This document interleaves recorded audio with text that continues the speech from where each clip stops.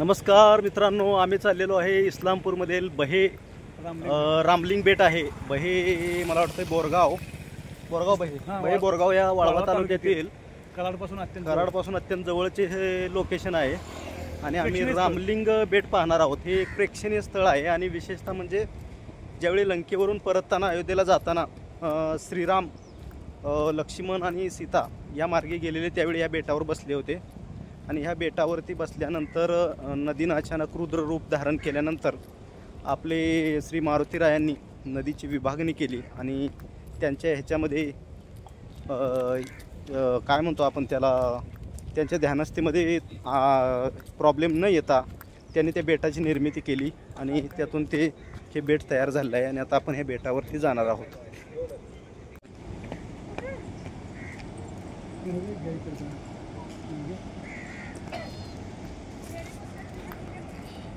ही आपली कृष्णा नदी आहे आणि यावरती हे बेट रामलिंग बेट वसलेलं आहे. आपण आता मध्यस्थी जातो त्याच्या.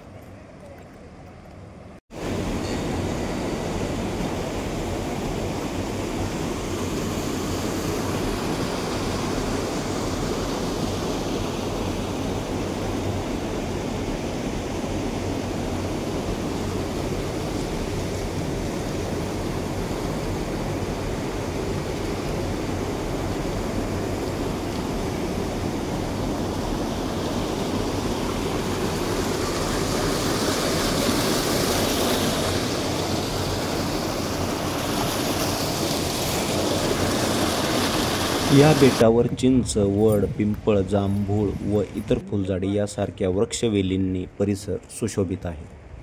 लंकेहून परत येताना श्री रामचंद्र प्रभू यांनी स्नानासाठी या ठिकाणी उतरले. जवळच असलेल्या शिर्टी गावात सीतामाई स्नानासाठी राहिल्या. श्रीरामांनी स्नान करून तेथे शिवलिंग स्थापन केले. शिवलिंगाची पूजा चालू असताना कृष्णेस उल्हास येऊन ती गर्जना करू लागली. हनुमान जवळच उभे होते. महापूर येतोय असे पाहून त्यांनी नदीला आलेले पाणी दोन्ही बाहूंनी थोपावले अशी आख्यायिका आहे. कृष्णा नदीला महापूर आल्यावर बेटाकडे जाण्याचे सर्व मार्ग बंद होतात. अत्यंत रमणीय परिसरामुळे नागरिकांना विरंगुळ्याचे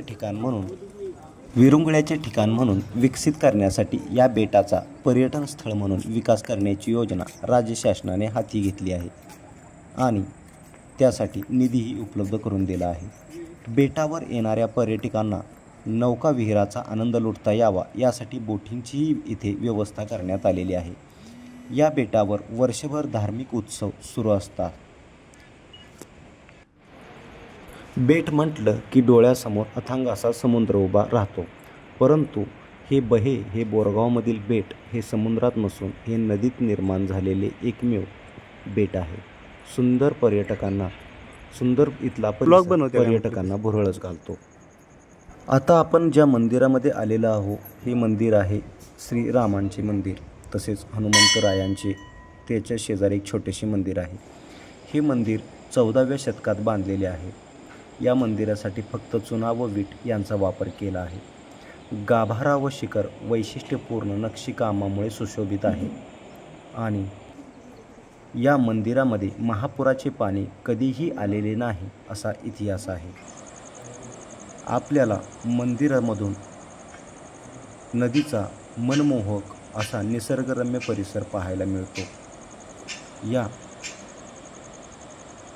जरी नदीचे 2 भाग झाले असे म्हणत असलो तरी येथे आपणाला 3 प्रवाहाच्या माध्यमातून नदी वाहताना दिसते. येथे प्रवेशद्वार, श्री रामलिंग मंदिर, गाभारा, मंदिरातील मूर्ती, शिवलिंग असे 5 घटक आपल्याला एकाच ठिकाणी पाहायला मिळतात.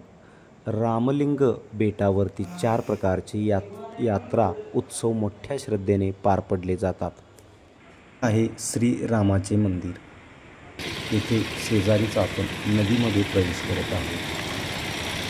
कृष्णा नदीच्या पात्राजवळ आपण जाताना दुरूनच चित्र आपल्याला नदीचे मनमोहक असे दिसून येते. नदीच्या जवळ गेल्यानंतर शांत वाहणारी कृष्णा नदी तिथे खळखळून वाहताना आपल्याला दिसून येते. नदीचे असे रूप पाहून जणू काही आपण कैलास पर्वताकडे जात आहोत असेच वाटते. त्यामुळे रामलिंग बेट पाहण्यासाठी हे अत्यंत असे निसर्गरम्य ठिकाण आहे.